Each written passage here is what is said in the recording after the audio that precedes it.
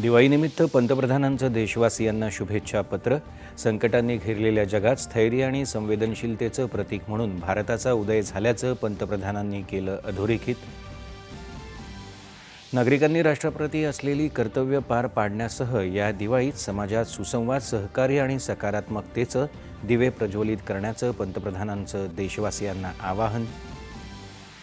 Police स्मृती दिनानिमित्त देशभरात विविध कार्यक्रमांचं आयोजन. उपराष्ट्रपती, पंतप्रधान, गृहमंत्री यांच्यासह अनेक मान्यवरांनी हुतात्मा पोलिसांना वाहिली आदरांजली.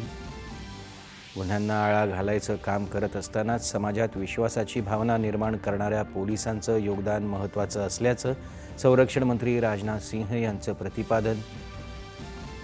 पोलीस स्मृती दिनानिमित्त राज्यभरात विविध कार्यक्रमांच्या माध्यमातून अभिवादन. मुंबईत नायगाव इथं मुख्यमंत्री देवेंद्र फडणवीस यांनी हुतात्मा पोलीस वीरांना वाहिली आदरांजली.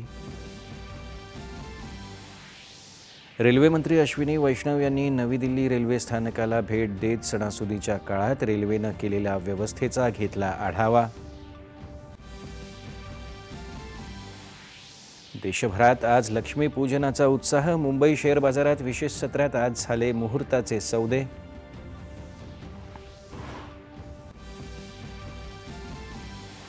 देशात सणासुदीच्या काळात वस्तू आणि सेवा किरकोळ क्षेत्रात विक्रमी विक्री.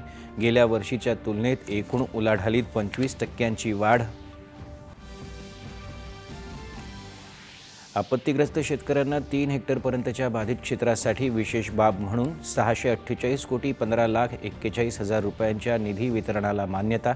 मदत आणि पुनर्वसन मंत्र्यांची माहिती. जपानच्या पंतप्रधानपदी साने ताकीइची यांची बहुमतानं निवड. पंतप्रधान नरेंद्र मोदी यांनी ताकीइची यांचं केलं अभिनंदन.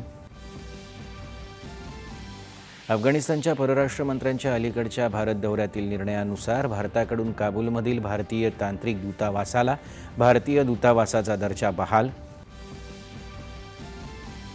आणि नवी मुंबईत एका बहुमजली इमारतीच्या 3 मजल्यांना लागलेल्या आगीत 4 जणांचा मृत्यू, 10 जण जखमी. नमस्कार, 9:30च्या बातमीपत्रात मी तुषार पवार